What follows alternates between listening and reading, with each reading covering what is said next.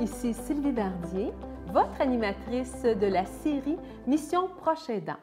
Notre titre aujourd'hui pour l'émission, c'est Conciliation, travail-famille. Nous avons avec nous Madame Sonia Lessard, directrice générale du roman Appui Montérégie.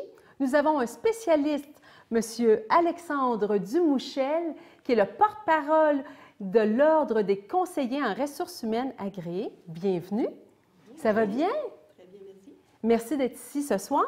Donc, j'aimerais vérifier avec vous, Madame Lessard, au niveau des proches aidants, on doit souvent concilier justement le travail qu'il y a à faire à la maison, s'occuper des proches aidants. Pouvez-vous nous donner la réalité face à cette situation-là que les gens puissent vivre?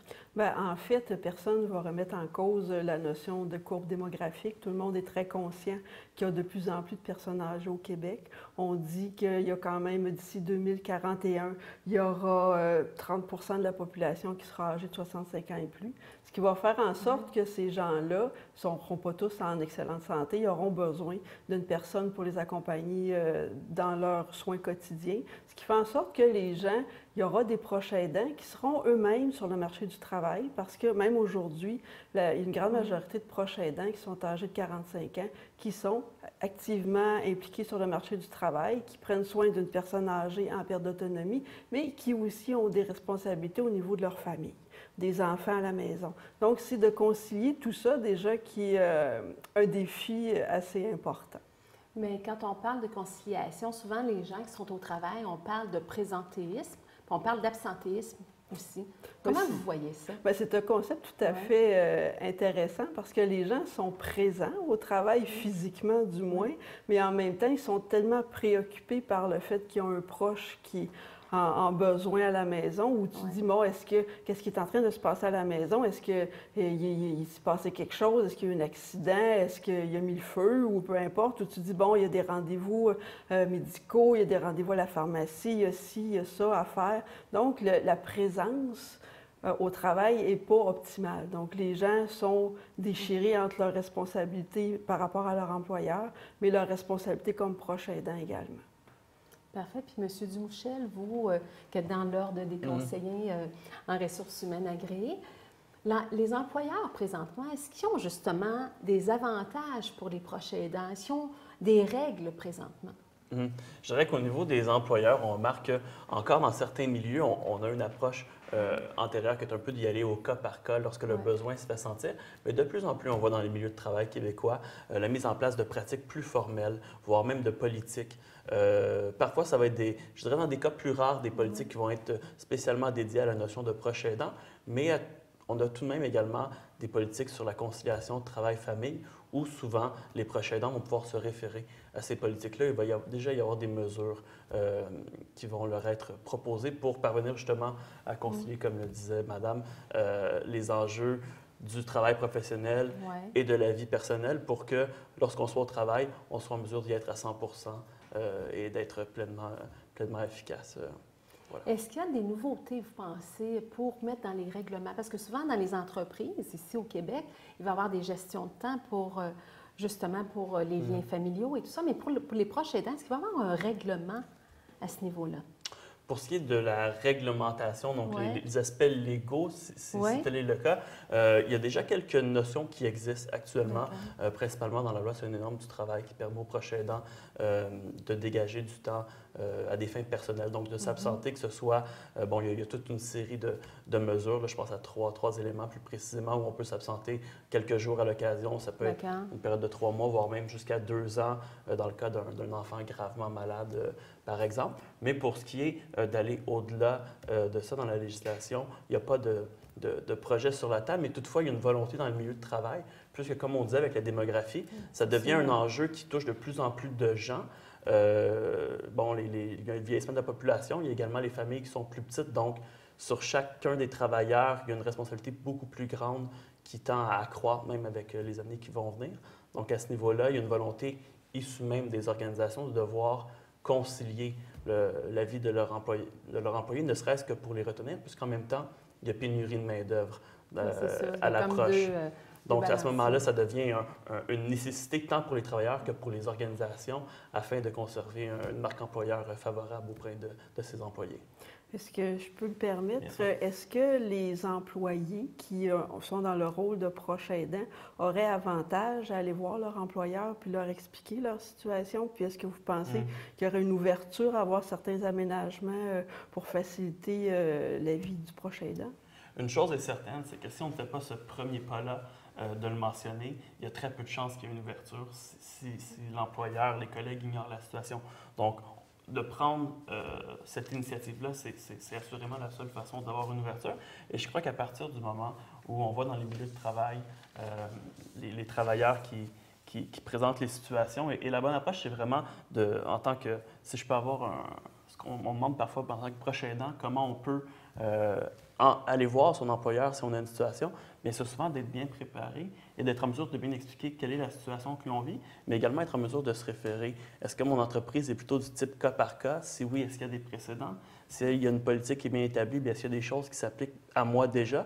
Est-ce qu'il y a des choses qui seraient plutôt à moduler parce que, bon, la réalité de chacun peut différer en termes de besoins, que ce soit en termes de temps, en termes de ressources. Donc, à ce niveau-là, c'est la première façon de le faire. Et c'est toujours bien lorsqu'un employeur voit quelqu'un arriver et qu'il va y avoir à la fois pensé au pour et au contre de la situation pour sa personne, mais également pour l'entreprise, d'arriver déjà avec des solutions. À ce moment-là, avec une approche gagnant-gagnant, on augmente les chances et le succès pour tous. Mais justement, est-ce que vous voyez qu'un employeur pourrait y trouver son compte, à apporter des aménagements dans l'organisation du travail?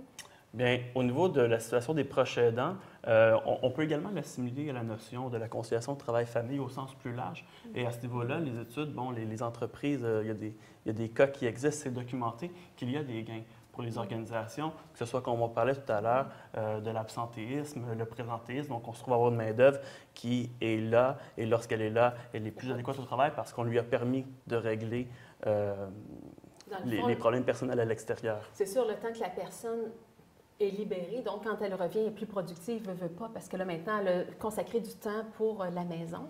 Elle a eu le temps d'aider, justement, les personnes qui sont malades à la maison. Elle revient, puis elle est plus productive, elle est là. Puis c'est gagnant pour l'employeur aussi, là, à ce moment-là, quand dans le guide de l'employé, qu'il puisse y avoir, justement, des congés spécifiques pour ça. Là. Tout à fait. Et non seulement c'est favorable lorsqu'elle revient, mais c'est même favorable puisque lorsqu'elle s'absente, ça s'est fait de façon beaucoup plus transparente. Ça a même pu être annoncé à l'employeur plutôt que d'avoir une absence totale de pratique de conciliation, où à ce moment-là, les gens vont le faire plutôt en camouflant ça en journée de maladie. Et à ce moment-là, l'absence étant non planifiée, il n'y a pas de mesure palliative qui peut être faite, par exemple, remplacer un quart de travail par une main-d'œuvre temporaire. Donc, à ce moment-là, tout le monde y gagne s'il y a une transparence. Et à ce moment-là, c'est ce qui est à prioriser.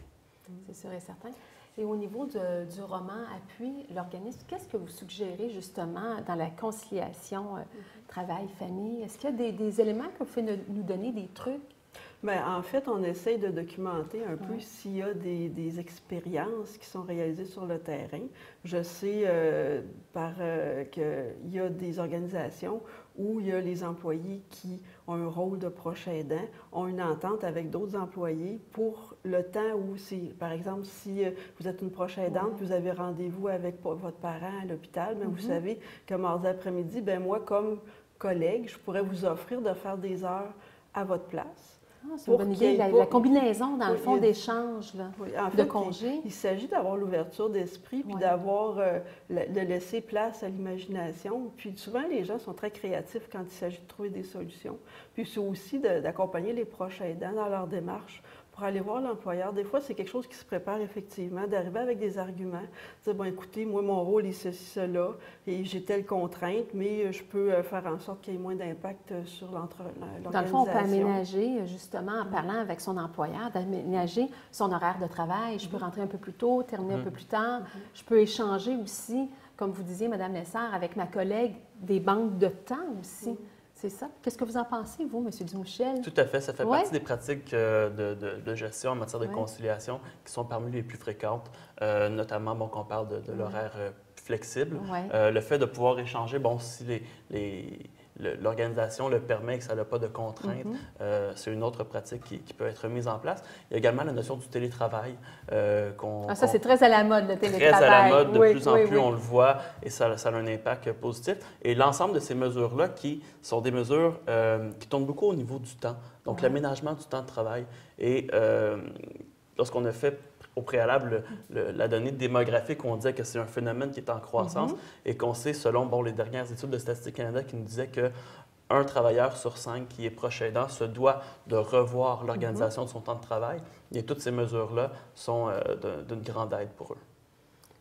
Mais disons qu'on a un beau sujet aujourd'hui. Les gens à la maison vont pouvoir constater qu'il y a plein de façons de faire pour concilier travail et famille. Qu'est-ce qu'on pourrait ajouter sur ce sujet? Je pense que je reprendrai ce que M. Dumouchel a dit. La notion de transparence est extrêmement importante. C'est d'être très transparent envers son employeur. Puis d'expliquer ce qu'on vit en tant que proche aidant à notre employeur, pour lui dire, écoutez, j'ai ça présentement dans ma vie, ma situation. On peut demander des congés, on peut s'associer avec des collègues. C'est plus ça qu'on peut remarquer. Puis les employeurs sont ouverts à ça. Les employeurs ils le sont de plus en plus. Si je peux me permettre, ils le sont plus aujourd'hui qu'ils ne l'étaient hier, ils le seront encore plus dans le futur. Puisque comme on le mentionnait avec la démographie qui s'en vient, la pénurie de main-d'œuvre, la guerre de talent qui est à l'horizon, si elle n'est pas déjà entamée, et à ce moment-là, ça demeure même un avantage concurrentiel en tant qu'employeur d'avoir des pratiques de conciliation, puisque ça permet à la fois d'attirer des gens en entreprise et même lorsque nos gens qui font le recrutement en font la promotion, ça peut nous permettre de se distinguer. On devient des employeurs de choix à ce moment-là. C'est super on attire et on retient, notamment à l'aide de ce volet-là. Bien, je vous remercie beaucoup, à vous deux. C'est un plaisir. Merci pour les gens à la maison. Nous allons revenir la semaine prochaine avec l'aide au masculin. Merci d'avoir été des nôtres et à bientôt.